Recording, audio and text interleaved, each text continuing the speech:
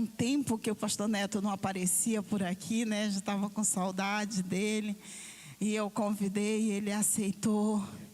E que nesse ambiente o Senhor te tome e você seja como a sua boca.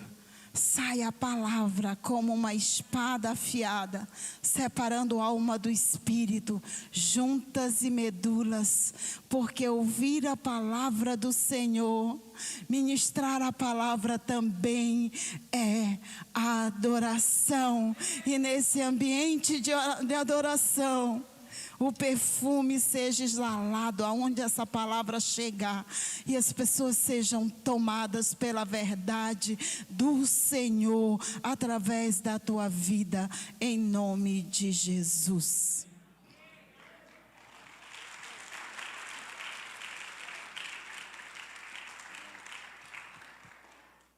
Pode sentar, irmãos. Bom dia a todos. Quem está aí, diga amém. Quantos estão felizes com o Senhor? Quase todo mundo, né? Quantos estão felizes com o Senhor? Parece que diminuiu agora, eu vou dar mais uma chance. Quantos estão felizes com o Senhor? O nosso Deus é bom, amém, irmãos? Eu me sinto muito honrado da maneira como eu sou recebido aqui. Há uma reciprocidade, meu coração se alegra, regozija-se em poder estar aqui. Eu tenho essa igreja no meu coração. Eu a vi nascer e tenho visto o que Deus tem feito aqui nesse lugar. Você é um bem-aventurado em poder estar aqui, amém? Amém, meu irmão? Quantos sabem que dia é hoje? Dia dos pais, né, irmãos? E até o final desse culto eu ainda recebo presente. Amém? Se Deus falou ao teu coração, não endureça. Quantos pais nós temos aqui? Você pode se colocar de pé? Eu gostaria de orar por você. Eu tenho um casal de filhos.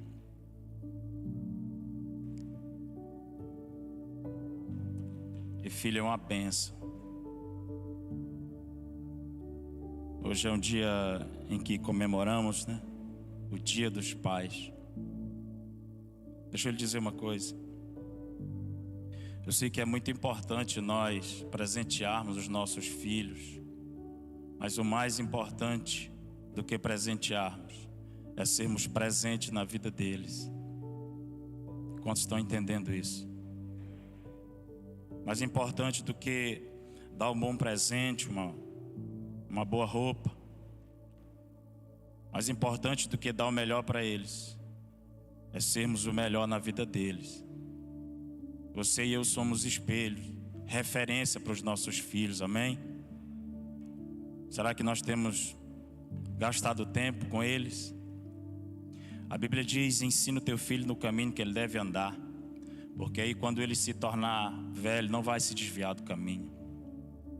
Deuteronômio 6, ele diz: ensina o teu filho, inculca na mente dele, estando você na sua casa ou andando pelo caminho, ao deitar e ao levantar. Meu irmão, é muito importante nós investirmos tempo ensinando aquilo que nós temos aprendido. Eu aceitei o Senhor com 19 anos. E quem me dera tivesse nascido, teria evitado um bocado de erro, um bocado de cabeçada. Teria evitado um monte de sofrimento. Quantos estão entendendo?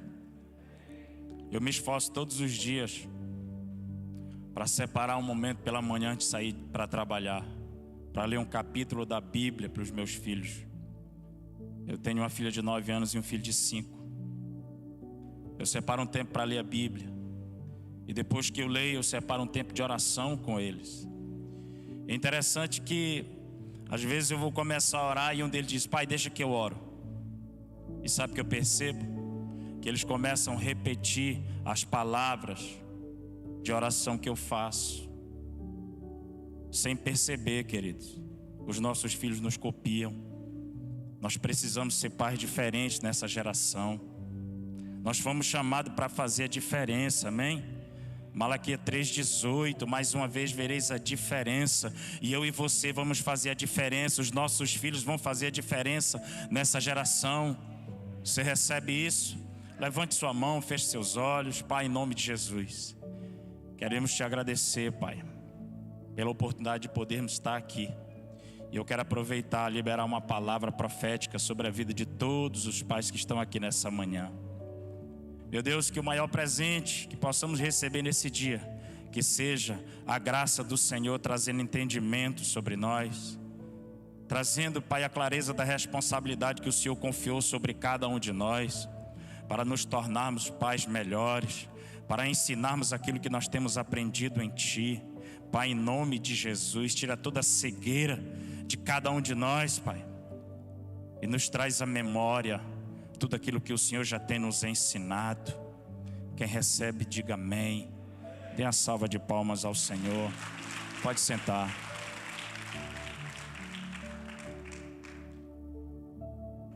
Oh glória, eu já estava com saudade dessa água de coco, irmãos.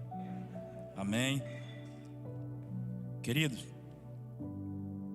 quando eu recebi o convite de estar aqui nessa manhã, é claro que eu recebi com muito carinho, e é uma responsabilidade muito grande poder compartilhar aquilo que vem do alto. Porque quem sobe numa tribuna como essa tem pelo menos duas preocupações, querido: o que pregar, o que falar e a maneira como vai pregar.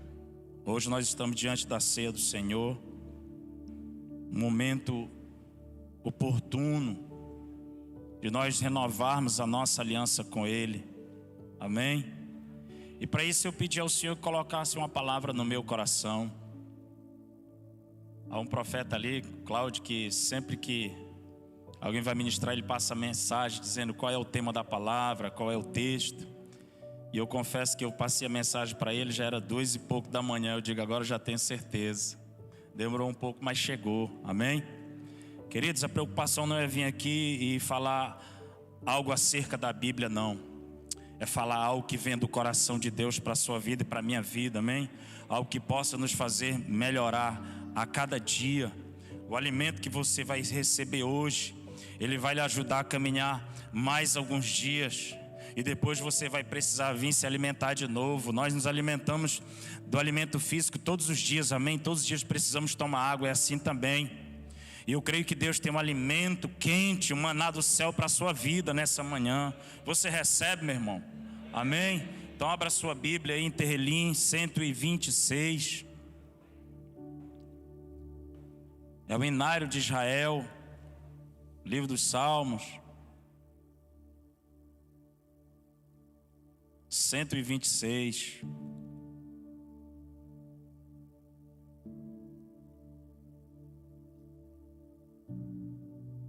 A pastora disse para eu ficar à vontade, então eu creio que até umas 2 da tarde, amém? Você fica aqui comigo?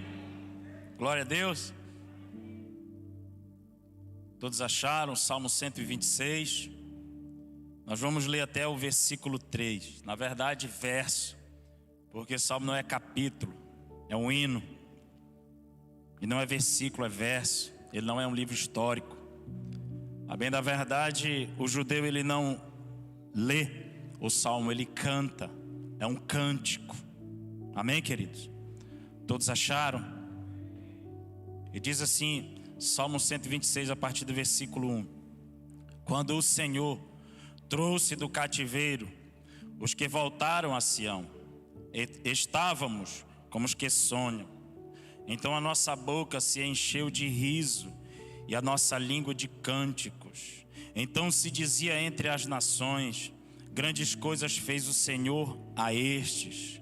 Grandes coisas fez o Senhor por nós, e por isso estamos alegres. E você diga amém. Fecha teus olhos, Pai. Mais uma vez, Senhor, queremos render graças ao Teu nome. Como foi falado aqui, Senhor, estamos debaixo de uma atmosfera, Senhor, de adoração. E queremos continuar assim, Senhor, adorando o Teu nome. Queremos continuar reverenciando ao Senhor, que é digno de toda adoração.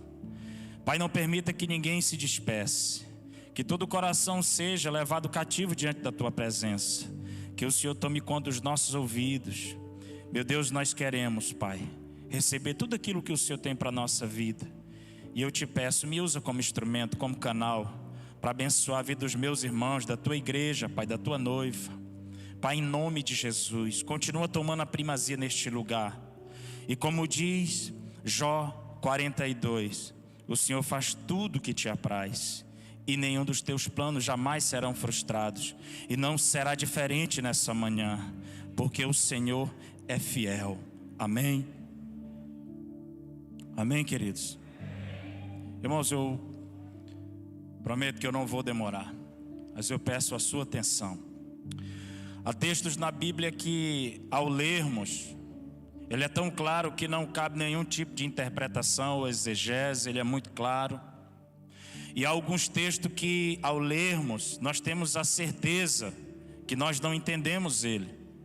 E tem alguns que a gente acha que entende, e com isso não conseguimos receber a revelação daquilo que Deus quer nos entregar. O Salmo 126 faz parte dos cânticos de degraus. Todos sabem que quando o povo ia para Jerusalém durante as festas, eram 15 salmos que eles iam cantando enquanto caminhavam. Há 15 degraus na frente do Beit Hamikdash, do templo sagrado de Salomão, fazendo também menção a esses cânticos. É do 120 até o 134, são cânticos de degraus ou cânticos de romagem. E o Salmo 126, ele traz, queridos, uma palavra tão forte, tão poderosa, que para nós entendermos melhor ela, precisamos voltar um pouco no tempo. E para isso eu te convido a voltar comigo. Quando nós voltamos até o livro do Êxodo, nós vemos logo nos primeiros capítulos Deus chamando Moisés para que se cumprisse uma promessa que ele havia feito desde Abraão. Abraão, essa terra que hoje você está peregrinando, eu vou te entregar, mas tem um porém. Vocês vão cativo para o Egito e lá vão permanecer um bocado de tempo. Mas depois que a medida da maldade dos amorreus estiver completada, eu vou tirar vocês de lá, fique tranquilo. E Deus, ele mandou o socorro exatamente no momento em que ele havia prometido.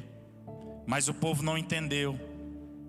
Moisés então tem que fugir lá para o deserto de Parã, na região de Midian, casa com a filha de Jetro, Reuel, Zípora.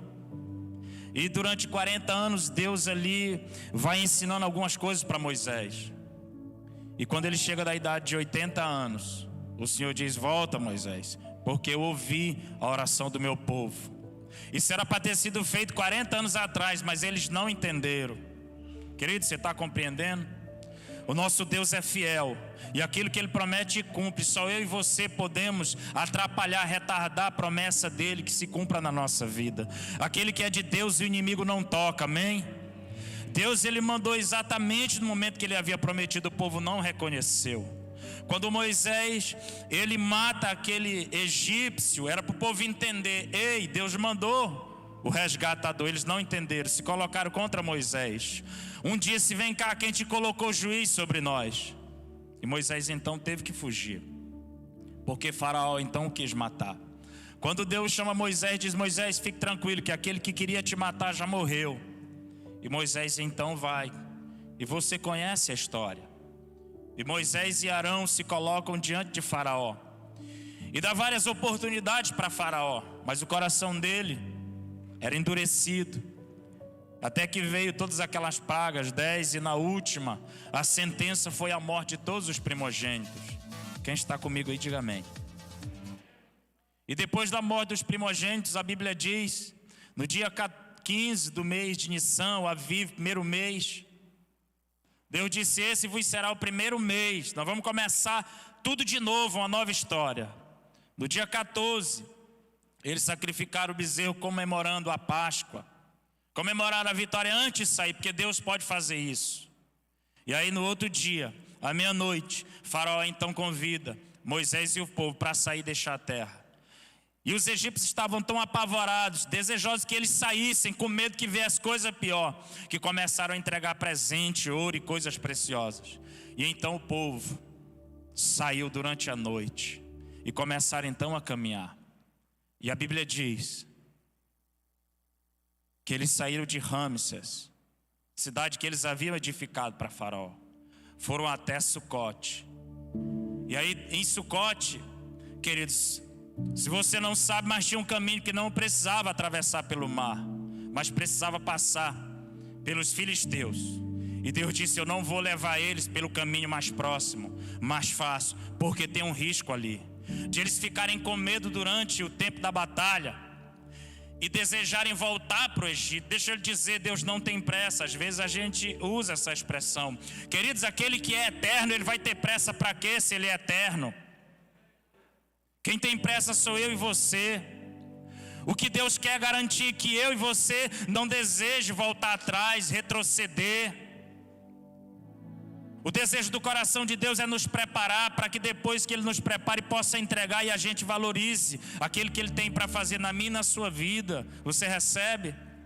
Então Deus disse para que eles não voltem com medo, então eu vou pelo caminho mais distante. E aí eles chegaram em Etã, na entrada do deserto. Deus fala para Moisés: Moisés, volta até Pirraiote, entre Migdol, Baal, Zefon e o mar. Pirraiote quer dizer beco sem saída. E Moisés então diz: Senhor, como é que eu vou dizer para esse povo, se eles já estão 3 dias caminhando, eu vou dizer para eles voltarem, eles vão querer me matar. Volta, Moisés. Queridos, e aquilo que Moisés temia aconteceu.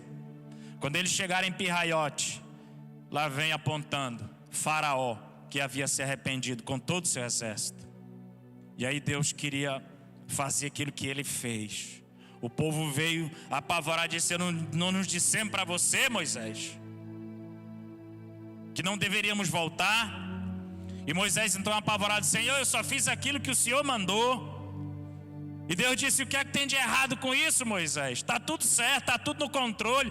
Deixa eu lhe dizer, Deus continua no controle de tudo. Irmãos, eu não gosto daquela expressão Deus ainda, porque é um sentido de que já vai acabar. Não, o nosso Deus, Ele continua sendo fiel, Ele continua sendo poderoso, Ele continua no controle da minha e da sua vida, amém? Ele disse: Moisés, fique tranquilo, só diga ao povo que marche, Moisés. Porque esse povo que vocês estão vendo hoje vindo contra vocês é a última vez. Você acha que ficaria de graça os anos de cativeiro, de escravidão? Não, Moisés. Vou dar uma lição a eles, para que todos saibam que ninguém toca na menina dos meus olhos. Querido, você está entendendo? Você está recebendo? E assim Moisés disse para o povo. E à medida que eles iam avançando, o mar ia se abrindo. Não era daqui para lá, era de lá para cá. E eu aprendo aqui, queridos, que nós estamos andando debaixo da obediência. Parece que não está acontecendo nada, mas Deus já está abrindo o mar de lá para cá, amém? Porque nós não andamos por vista, andamos por fé, pela obediência. E aí o povo então passou. Depois que eles passaram, os egípcios disseram: também nós podemos passar. Foram passar, queridos, e morreram todos ali.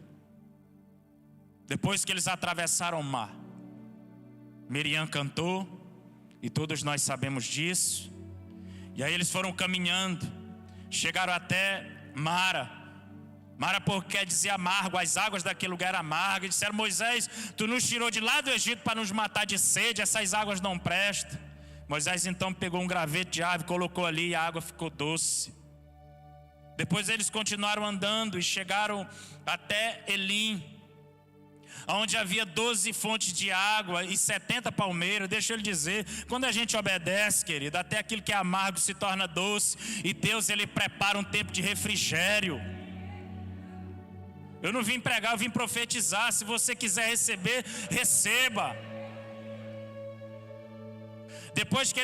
Depois que eles saíram de Mara, passaram por Elim, eles voltaram e se acamparam junto ao Mar Vermelho. Passaram um período e começaram a continuar andando e chegaram até o deserto de Sim. Depois eles saíram dali e foram até Adófica, até Alos, e chegaram até Refidim, a 10ª parada. Eu estou contando para ver se você entende a caminhada, queridos. Na 10ª parada, 10ª jornada, Eles chegaram no lugar onde não havia água. Eles estavam com sede. Aí sabe o que aconteceu?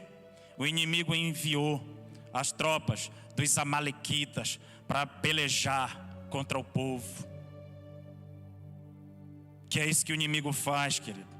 No momento que nós estamos na maior luta, com sede, cansado, aí ele vem e envia o inimigo.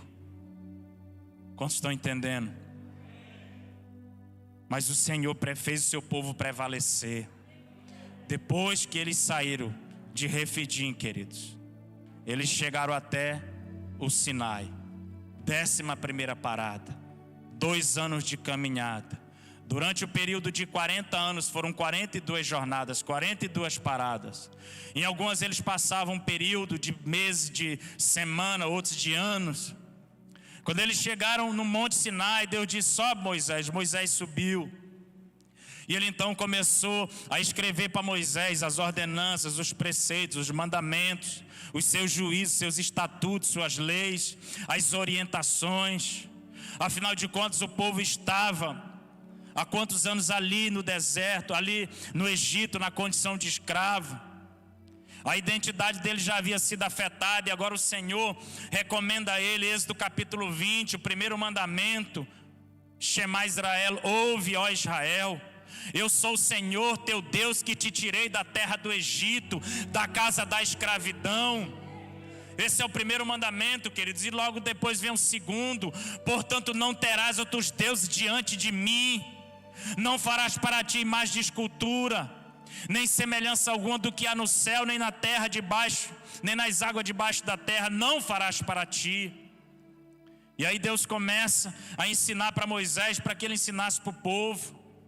Queridos, e depois desse período, Deus libera 12 homens, 12 espias, para que fosse espiar a terra. E durante 40 dias eles passaram ali, depois voltaram.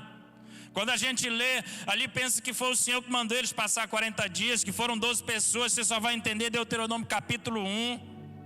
Quando eles voltaram, 2 vieram otimistas, Josué e Caleb, dizendo: realmente a terra mana leite e mel, é como o Senhor prometeu e nós vamos tomar posse. Mas 10 deles não. Disseram aqueles homens que estão ali, são gigantes, os filhos de Enac, os Enaquins, nós somos como gafanhotos diante deles. E eles fizeram derreter o coração do povo. Lá em Deuteronômio 1:46 diz: vocês passaram muito tempo naquele lugar, passaram muito tempo olhando para a dificuldade, para a luta, para a peleja, para o desafio. E aí quando nós paramos muito tempo olhando para o tamanho do desafio, a gente desiste. Quantos estão entendendo, queridos? E aí Deus disse: neles não estão preparados. Irmãos, já era para ter dado tempo em 2 anos para aprender, sim ou não? Sabe o que aconteceu, queridos? Diga o que foi, pastor. Você não quer saber não, meu irmão? Diga o que foi, pastor. Passaram mais 38 anos caminhando, andando, dando volta pelo deserto, sofrendo, pelejando. Até que, queridos, Deus agora fala a Moisés: envia só 2. Só 2 homens é o suficiente. E eles vão te dar um relatório de como está a terra. Agora Josué, Moisés Deus já havia recolhido. Mas antes de Deus recolher Moisés, deu ordens a Josué. Deus fez com que ele subisse na cordilheira de Abarim, no monte chamado Nebo, no pico do monte chamado Pisga. Olha, Moisés, aquilo que eu havia prometido. E ele viu, queridos, a 15 quilômetros de distância, os muros de Jericó. Quantos estão aí, diga amém. 3 meses antes de Deus entregar a terra para o povo, ele disse: Moisés, escreve aí, Deuteronômio capítulo 8. Traz uma reflexão para o povo.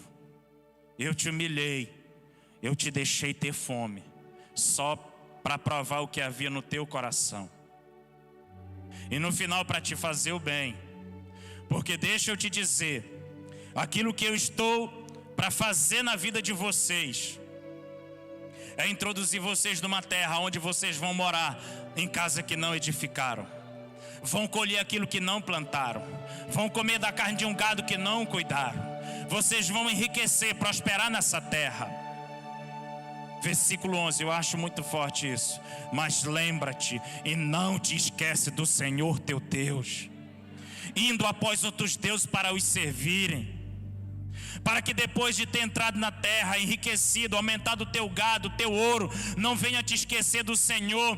Porque assim como eu tirei o povo dessa terra, o cananeu, o gigazeu, o ferezeu, os heveus, os amorreus e todos os seus, assim como eu os tirei, se vocês fizerem, eu tiro vocês também.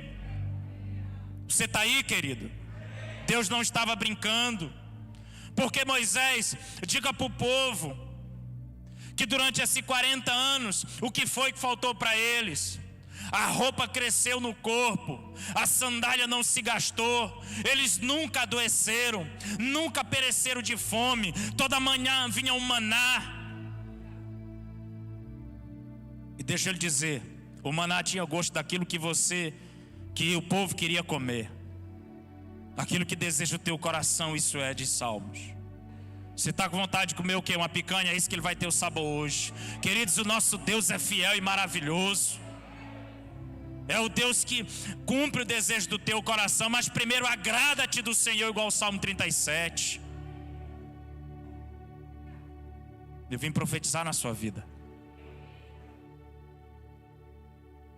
Ele disse: Moisés, escreve para o povo que é assim que eu vou fazer. Queridos, e o povo entrou. E o povo conquistou. Só através de Josué foram 31 cidades. Depois que Josué morreu, aí veio o primeiro rei, o primeiro juiz, Otiniel. E num período de mais de 400 anos, foram 14 juízes. Por ali passou Baraque, Sansão, Jefité, até que chegou Eli, Samuel, que foi o último juiz e profeta. Até que o povo disse: Samuel, nós queremos um rei agora, assim como as outras nações. E aquilo entristeceu o coração do profeta. E começou a orar ao Senhor, e o Senhor disse: não precisa mais orar, Samuel. Eles não rejeitaram a ti, eles estão rejeitando a mim, fique tranquilo. Irmão, ninguém pega Deus de surpresa. Deus já sabia. Em Deuteronômio 17 ele diz: olha, quando eles forem instituir reis sobre eles, tem um critério aqui. Precisa vir da linhagem de Abraão, tem que ser do meu povo. Não precisa acumular riqueza, eu vou suprir. Ele não pode ser dado a muitas mulheres para não se corromper, jamais voltar para o Egito e não acumular cavalos.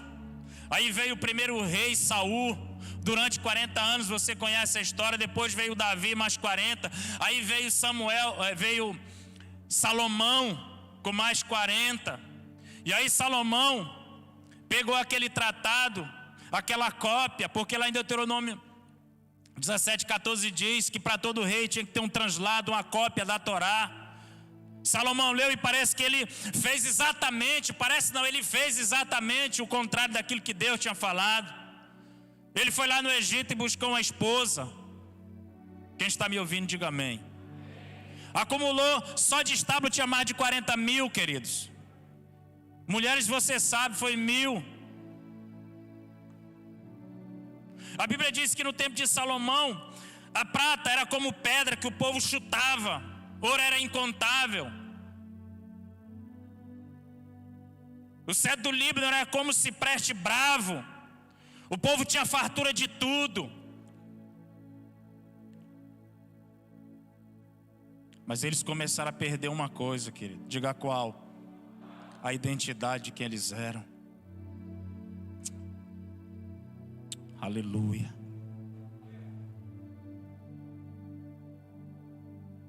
A palavra do Senhor veio a Salomão e disse: você não me honrou como Davi, seu pai. Eu vou dividir o seu reino, não agora, em memória ao seu pai. Queridos, depois que Salomão, que teve 1000 mulheres, só teve um filho, Roboão. E Roboão foi tomar conselho com os jovens, ignorou os sábios, os 24 anciões que havia do lado de Salomão. E a Bíblia diz, querido, que veio a palavra do Senhor através do profeta Aías e disse para Jeroboão, da tribo de Efraim, descendente de José: eu vou te entregar 10 tribos e vou deixar uma com Roboão, e a outra se dividiu, porque aquilo que não tem liderança se divide. Você está aí, queridos? E aí, durante um período, depois de 120 anos de reinado, com um governo único, o povo se dividiu. Judá ficou com Roboão. A capital era Jerusalém, reino do sul. Jeroboão ficou como rei em Samaria, que era a capital do reino do norte. E durante 370 anos, queridos, 20 reis passaram por Jerusalém. E 19, num período de 200 anos, por Samaria, capital do reino do norte. E via de regra, os reis de Samaria, os reis de Israel, desobedeciam a Deus, desonravam a Deus. Porque na época da festa, que o povo deveria subir a Jerusalém para o templo que Salomão fez, Jeroboão, com medo do povo voltar e querer ficar, ele começou a levantar altares a outros deuses, dizendo: foi esse Deus que os tirou do Egito, quebrando o primeiro mandamento do Senhor. Você está aí, querido? E aí, rei após reis que vinham, fazia o que era pior até chegar em Acabe. A Bíblia diz que ele fez pior do que Jeroboão, e como se fora pouco, ele ainda casou com Jezabel, filha de Etibaal, rei dos Sidônios, só para afrontar o Senhor. E de Jeroboão até Oséias o último, eles foram de mal a pior, até que a Síria os levou e os destruiu totalmente. Mas Judá não, queridos, ia tomando uma rota diferente. Os reis temiam ao Senhor, fazia como Davi. Até que o rei Ezequias, você sabe a história, que foi ameaçado por Senaqueribe. Veio o profeta Isaías, disse que ele ia morrer. Veio a palavra do Senhor, disse: não, vou dar mais 15 anos.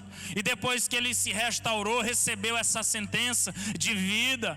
Ele recebeu uma comitiva da Babilônia, e sem consultar o Senhor, ele apresentou o que havia no palácio, na casa do Senhor e na casa real. Depois Isaías disse: quem veio aqui? Ele disse: foi os mensageiros da Babilônia. E o que foi que você mostrou para ele? Ele disse: tudo.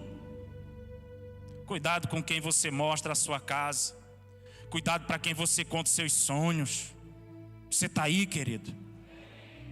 E veio a palavra dele através de Isaías: tudo que você mostrou, tudo, absolutamente tudo, a Babilônia vai tomar conta. Quantos estão entendendo? Ele disse: mas vai ser nos meus dias? Não, nos dias dos teus filhos. Aí ele disse: teve um alívio. Olha a mente desse homem, queridos. Depois dele, de Ezequias, veio o seu filho Manassés. Foi o homem que mais governou em Jerusalém, 55 anos, e fez tudo que era errado aos olhos do Senhor, até que ele foi levado cativo com um anzol no nariz. Se arrependeu, Deus o restituiu, querido, mas já havia corrompido o povo. Veio Amon, seu filho, governou 2 anos e fez o que era pior do que o seu pai, até que se levantou um homem chamado Josias. Lá em 2 Reis 23, 25 diz que nunca houve, nem antes dele nem depois, um homem que se converter ao Senhor, igual diz a Torá, com todo o seu entendimento, com toda a sua força e com todo o seu coração. Ele restaurou o culto ao Senhor, quebrou os altares. Ele fez uma Páscoa, querido, como nenhum outro fez. Quem está aí, diga amém. Aí veio o seu filho, ele governou 31 anos, aí veio o seu filho Jeoacás, e fez o que era mal aos olhos do Senhor. E depois que ele fez o que era mal aos olhos do Senhor, governou só 3 meses, querido. Aí veio Faraó Neco, lá do Egito, o que matou Josias, e tirou e levou lá para o Egito, e ele morreu lá. E colocou Eliaquim, irmão dele, no seu lugar, filho de Josias, e mudou o nome dele para Joaquim. E ele governou ali durante 11 anos.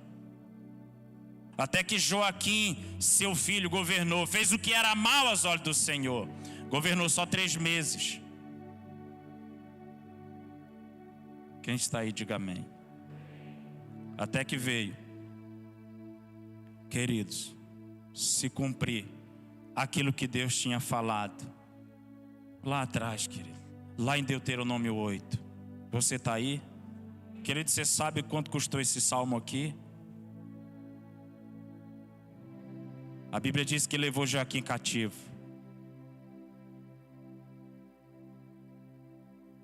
E colocou Ezequias ali, Zedequias ali como rei. E Jeremias, você encontra isso no capítulo 25. Deus trazendo a sentença para o povo.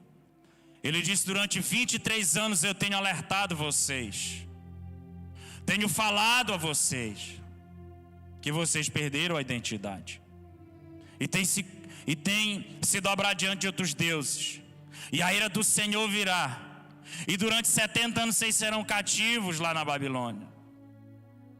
Queridos, e assim aconteceu. Veio Nabucodonosor no seu primeiro ano de reinado, com Nebuzaradão, e levou cativo o povo para a Babilônia. E o povo foi, queridos, e foi dura, a cerveja foi pesada. Esse salmo que nós lemos aqui foi o retorno deles, mas preste atenção, para que você tenha ideia do quanto custou a desobediência. Tem um salmo 137, olha o que ele diz: nós estávamos sentados junto aos rios da Babilônia, nos lembrando, aleluia, de Sião. E aqueles que nos levaram cativos diziam: cante-nos uma canção. E aqueles que nos destruíram diziam: nos alegre cantando um dos cânticos de Sião. E o povo dizia: mas como poderemos cantar um cântico do Senhor em terra estranha? Se eu me esquecer de ti, ó Jerusalém, que esqueça-se a minha destra da sua destreza. Se eu me esquecer de ti, ó Jerusalém, apegue-se a minha língua ao meu paladar. Se eu me esquecer de ti, ó Jerusalém, se eu não preferir a ti, ó Jerusalém, a minha maior alegria. Querido, eu não sei se você está entendendo. Como é que se canta diante de um cativeiro? Deixa eu dizer uma coisa para você, querido, você é um bem-aventurado. Você é um bem-aventurado por poder estar aqui. Aquele povo disse: como é que nós vamos conseguir cantar?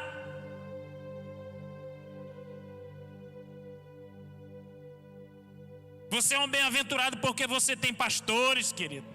Valorize isso.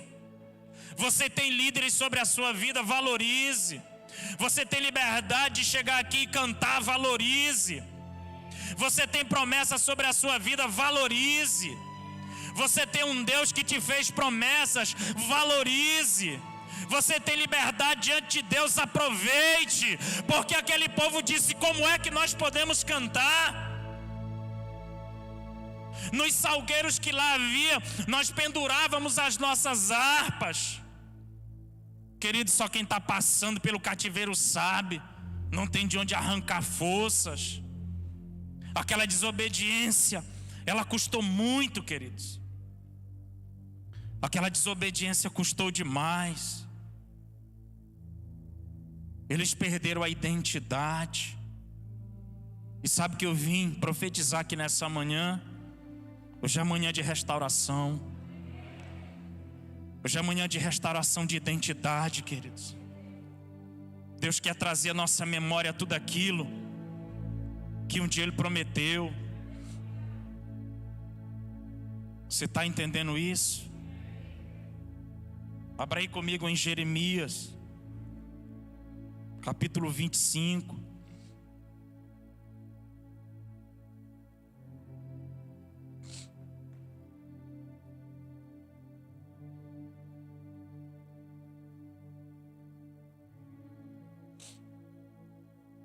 a partir do versículo 1. Jeremias 25:1. Palavra que veio a Jeremias acerca de todo o povo de Judá, no ano 4 de Joaquim, filho de Josias, rei de Judá, que é o primeiro ano de Nabucodonosor, rei da Babilônia, o qual anunciou o profeta Jeremias a todo o povo de Judá e a todos os habitantes de Jerusalém, dizendo: desde o ano 13 de Josias, filhos de Amon, rei de Judá, até este dia, que é o ano 23, veio a minha palavra do Senhor, e vou-la anunciei a voz de madrugada e falando, mas vós não escutastes. Também vos enviou o Senhor a todos os seus servos, os profetas, madrugando e enviando-os, mas vós não escutastes, nem inclinastes vossos ouvidos, dizendo: convertei-vos agora a cada um do seu caminho, do seu mau caminho e da maldade das suas ações, e habitai na terra do Senhor, que vos deu a vossos pais de século em século. E não andeis após outros deuses, deuses alheios, para os servirdes e para vos inclinar diante deles. Queridos, a pastora começou aqui falando sobre adoração. Adoração é inclinar-se, era isso que o povo estava fazendo, se inclinando diante de outros deuses. Olha o versículo 11: e toda esta terra virá a ser um deserto e um espanto, e estas nações servirão ao rei da Babilônia 70 anos. Quem está aí? Querido, você sabe quanto custou? O Salmo 126, o Salmo 170, o 137. Ele se sentava do lado dos rios da Babilônia, chorando, lembrando de Sião. Havia árvores ali, os salgueiros, eles colocavam as harpas, não tinha força. E aqueles homens que os prenderam diziam: canta alguma coisa, nos alegrem aí. Ele disse: mas como nós poderemos cantar? Como nós poderemos cantar os hinos do Senhor em terra estranha? Eu prefiro me lembrar de Jerusalém. Deixa eu lhe dizer, querido, nós não precisamos chegar nesse estágio para saber dar valor o que nós estamos tendo oportunidade de fazer aqui, que é caminhar diante de Deus, é aproveitar tudo que Ele tem nos ensinado, é receber do Senhor e valorizar. Você está aí, querido? Você está aí? Mas o Senhor cumpriu a sua promessa. Depois de 70 anos de sofrimento, foi dolorido, queridos. O profeta Daniel foi perseguido, foi jogado na cova dos leões. Ananias, Misael e Azarias, Sadraque, Mesaque e Abednego, foi jogado dentro da fornalha 7 vezes mais aquecida. Muitos foram humilhados, muitos morreram. Nós não precisamos ter esse tempo na nossa vida para entender que Deus quer restaurar a nossa identidade nele, amém? Sabe quando é que nós perdemos a nossa identidade, queridos? É quando nós estamos lá fora e somos desafiados a desobedecer a Deus. Aí a gente já começa a cogitar entre um e outro pensamento. Nós já não temos convicção de que nós somos em Deus. Quando nós somos desafiados a desobedecer, a cometer um pecado, a errar, a trapacear, a mentir, a enganar, a trair a esposa, o esposo. Quem está me ouvindo? Querido, Deus quer restaurar nossa identidade, amém? Deus então usa, depois que Nabucodonosor passa ali 43 anos, morre. Depois veio o Império Medo através de Dário e toma posse do reinado da Babilônia. Depois vem Ciro, o persa. E aí Deus tira o sono daquele homem, e ele então começa a pedir: leia alguma coisa para mim. Ele lê o livro do profeta Yeshayahu, Isaías, do capítulo 44, versículo 28, quando ele diz: o que digo de Ciro, ele é meu pastor. E o 45 continua dizendo: e ele fará tudo que me apraz, ele libertará o meu povo. Você está aí, querido? E restaurará a minha casa. Queridos, quando ele viu que havia sido escrita acerca dele 200 anos antes dele nascer, aquilo chamou a atenção dele, ele entendeu. é o Deus verdadeiro. E ele então dá ordem para que o povo saia.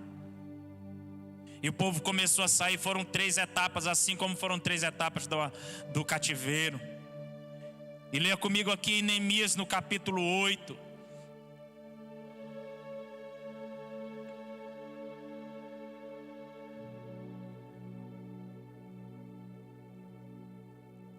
Já estou terminando, querido. Capítulo 8 de Neemias. Fala acerca de Esdras. A partir do versículo 1. E chegado o 7º mês, e estando os filhos de Israel nas suas cidades, todo o povo se ajuntou como um só homem na praça diante da porta das águas, e disseram a Esdras, o escriba, que trouxe o livro da lei de Moisés, que o Senhor tinha ordenado a Israel. Queridos, depois de 70 anos morreu uma geração, nasceu outra, e muitos deles não sabiam que era o Deus verdadeiro, eles não tinham mais identidade, e o Senhor agora vem restaurar isso, amém? Você está entendendo, querido? Versículo 2: e Esdras, o sacerdote, trouxe a lei perante a congregação, assim de homens como de mulheres, e de todos os entendidos, para ouvirem no 1º dia do 7º mês. E leu nela diante da praça que está diante da porta das águas, desde a alva até ao meio-dia, perante os homens e mulheres e entendidos, e os ouviram de todo o povo que estavam atentos ao livro da lei. Esteja atento, amém, irmãos? E Esdras, o escriba, estava sobre um púlpito de madeira que fizera para aquele fim. Foi a primeira vez que um homem pregou atrás de um púlpito como eu estou aqui, queridos. Você está aí, meu irmão? Versículo 5: e Esdras abriu o livro perante os olhos de todo o povo, porque estava acima de todo o povo. E abrindo ele, todo o povo se pôs de pé, e Esdras louvou o Senhor, o grande Deus, e todo o povo respondeu amém e amém. Você pode dizer isso? Levantando as suas mãos, inclinaram-se e adoraram o Senhor com o rosto em terra.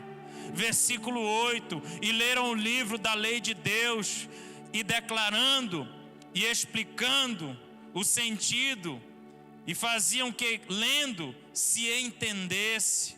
Queridos, ele trouxe um entendimento tão grande sobre aquilo que o povo disse: ei, nós estamos perdendo tempo, nós temos o Deus verdadeiro. Você está aí, meu irmão? Versículo 10: disse-lhes mais: ide e comei das gorduras e bebei das doçuras. É isso que Deus tem para a sua vida, meu irmão. Versículo 12: então todo o povo se pôs a comer e a beber, e a enviar poções, e a fazer grandes festas, porque entenderam que as palavras que ele diziam lhe fizeram saber. E eles começaram a chorar, queridos. E Esdras disse: não precisa chorar, hoje é dia de alegria, porque a alegria do Senhor é a nossa força. Você está aí? E a Bíblia diz que eles começaram, 200 cantores e levitas, começaram a caminhar voltando para Jerusalém, meu irmão. Presta atenção, queridos. E à medida que eles andavam, eles começaram a compor um hino, um cântico, dizendo: olhe para cá, quando o Senhor restaurou, aleluia, a nossa sorte, nós ficamos como quem sonha, a nossa boca se encheu de riso e os nossos lábios de alegria, e se diziam entre as nações: grandes coisas tem feito o Senhor por estes. Com efeito, grandes coisas tem feito o Senhor por nós, e é por isso que nós estamos alegres. Restaura, Senhor, a nossa sorte, como as torrentes do Negueve. porque aquele que com lágrimas semeia, com júbilo ceifará. Aquele que vai caminhando e chorando enquanto semeia, voltará com grande alegria colhendo os seus feixes. Querido, foi nesse contexto que eles escreveram o Salmo 126. Eu não sei como você chegou aqui, eu não sei como tem sido a sua vida. Queridos, mas de uma coisa eu tenho certeza. Deus me mandou aqui nessa manhã dizer: a sua igreja, hoje é manhã de restauração de identidade. Quando o povo entendeu que o Deus deles, que fez promessa, era o único Deus que poderia fazer cumprir-se, eles começaram a se alegrar. Passaram 70 anos cativo. O Salmo 30, versículo 5 diz: porque o choro pode durar uma noite, mas ele pode durar 2, 3. Nesse caso durou 70 anos, mas deixa eu dizer, não é isso que Deus tem para a sua vida não, meu irmão. Ele quer restaurar a sua identidade, Ele quer restaurar as promessas, Ele quer trazer um renovo sobre a sua vida.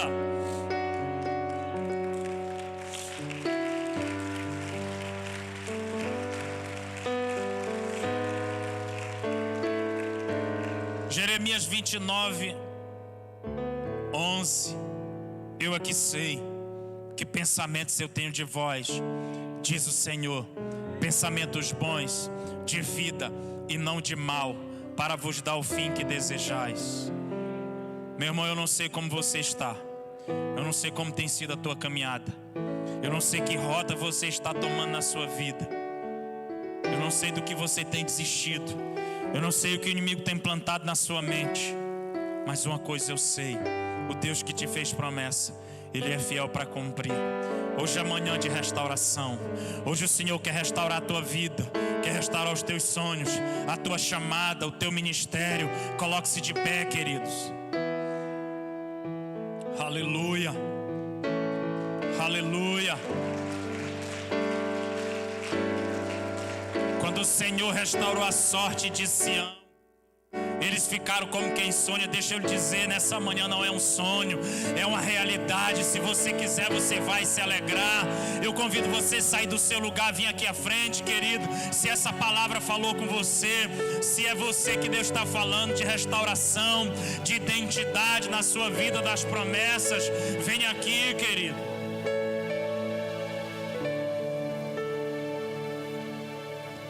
O Senhor quer que a sua boca se encha de riso, de alegria. Ele quer que a convicção volte ao seu coração. Você serve ao Deus vivo. Olha o que ele recomendou para Moisés: Moisés, se eles desobedecerem, eu não tenho o que fazer, eu vou arrancá-los também, mas se eles se arrependerem. 2 Crônicas 7,14: se o meu povo, que se chama pelo meu nome, se humilhar e orar, e se arrepender e se converter dos seus maus caminhos, eu ouvirei do céu, perdoarei os seus pecados e sararei a sua terra. Hoje é manhã de restauração. Você que está no seu lugar precisa vir para cá, venha, querido. Eu sei que mais pessoas precisam vir. Não repare para quem está do seu lado. Hoje é manhã de restauração, de renovo com o Senhor. Mas Ele quer primeiro restaurar nossa identidade, que nós somos nele. Aleluia.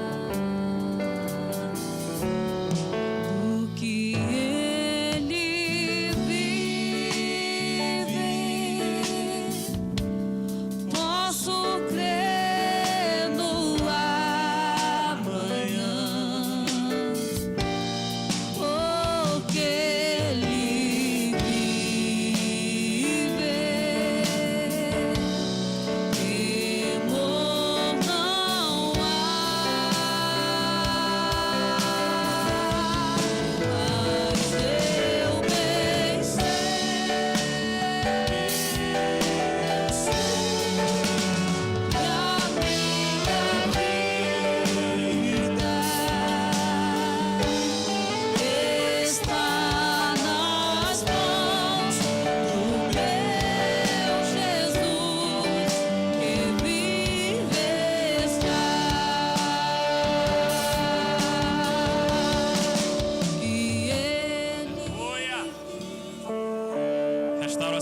nossa sorte, como as torrentes do Negev. Senhor, olha para essa terra seca, carente, traz o refrigério. Hoje é manhã de restauração, Senhor. Nós precisamos ter convicção do Deus que nós servimos. Renova cada um de nós nessa manhã, neste lugar. Que ninguém saia da mesma forma que entrou. Quando formos desafiados lá fora, que não venhamos titubear entre dois pensamentos, Senhor, mas que sejamos firmes, entendendo que o Senhor é o único Deus verdadeiro e, portanto, importa agradar ao Senhor. Firma, Senhor, os passos daqueles que estão titubeando. Restaura a nossa vida, Senhor, nossa convicção. Restaura as promessas. Restaura a nossa fé, nos renova. Restaura em nós a alegria da salvação, o prazer de te servir, de vir para a tua casa, de obedecer, de dar o melhor para o Senhor. Pai, em nome de Jesus, completa a tua obra na nossa vida, Pai, nesta manhã, em nome de Jesus. Olhe para cá, meu irmão. Você crê nisso? O que o Senhor quer nessa manhã é restaurar a sua identidade nele. Aquele que é de Deus o inimigo não toca. Só tem alguém que pode impedir o plano de Deus na nossa vida, nós mesmos. Não permita que isso aconteça. Deus não quer nos fazer passar pelo cativeiro. Ele me mandou aqui nessa manhã dizer que o que Ele deseja é que nós possamos entrar na terra prometida e tomar posse de tudo que Ele tem preparado para nós, mas que possamos lembrar e não nos esquecer do Senhor e tudo que Ele fez na nossa vida até aqui, para que a obra dele seja completa na nossa vida e nós não venhamos perder aquilo que nós já temos conquistado. Amém? Você recebe isso? Diga amém, dê a salva de palmas a Ele.